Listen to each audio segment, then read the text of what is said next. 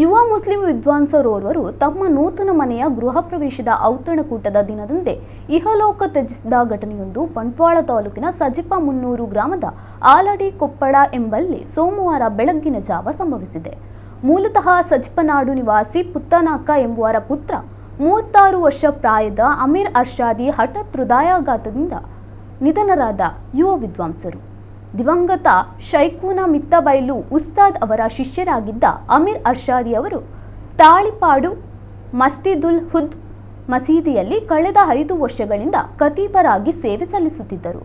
ಅವರು ಈ ಹಿಂದೆ ಸಜಿಪ ಮುನ್ನೂರು ಗ್ರಾಮದ ಮಾಲಾಯಿಬೆಟ್ಟು ಹಯತುಲ್ ಇಸ್ಲಾಂ ಮದ್ರಾಸದಲ್ಲಿ ಸುಮಾರು 3 ವರ್ಷಗಳ ಕಾಲ ಅಧ್ಯಾಪಕರಾಗಿದ್ದರು.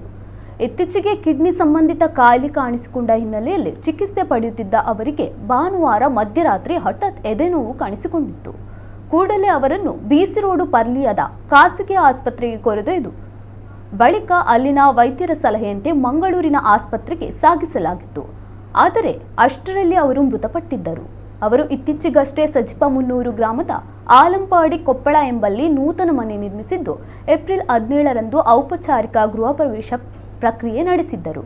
ಏಪ್ರಿಲ್ 27ರ ಸೋಮವಾರದಂದು ಮಧ್ಯಾಹ್ನ ಬಂಧು ಮಿತ್ರರಿಗೆ ಔತಣಕೂಟ ಏರ್ಪಡಿಸಿದ್ದರು. ಈ ಔತಣಕೂಟಕ್ಕಾಗಿ ನಿನ್ನೆ ರಾತ್ರಿವರೆಗೂ ಬಂಧು ಮಿತ್ರರನ್ನು ಕರೆ ಮಾಡಿ ಆಹ್ವಾನಿಸಿದ್ರು.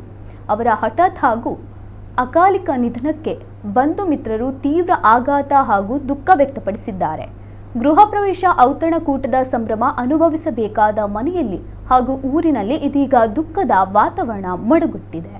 ಮೃತರು ತಂದೆ ತಾಯಿ, ಪತ್ನಿ, ಓರ್ವ ಪುತ್ರ ಮತ್ತು ಪುತ್ರಿಯನ್ನು ಅಗಲಿದ್ದಾರೆ.